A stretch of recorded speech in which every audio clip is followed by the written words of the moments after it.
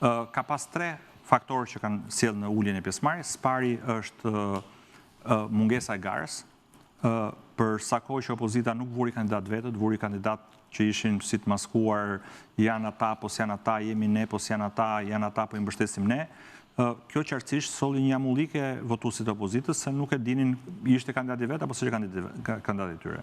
Dhe në mungesë të garës gjithmonë ka më pak pjesëmarrje sepse njerëzit thonë kjo kuptohet kush do fitoj, kështu që secila prej palëve ka një tendencë që mos marrë pjesë. Elementi i dytë që ndikoi në uljen e pjesëmarrjes ka të bëjë me motin ditën e zgjedhjeve.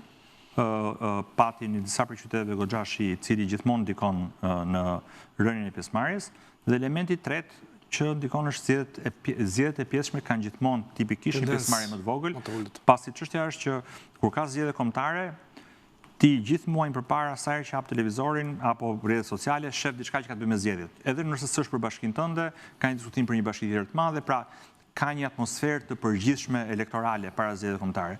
Në zgjedhjet e pjesshme kjo atmosferë nuk ndihet, ka shumë njerëz që as nuk e kuptuan që kishte zgjedhje, kështu që kjo vjen gjithashtu impakton në rënien e pjesëmarrjes.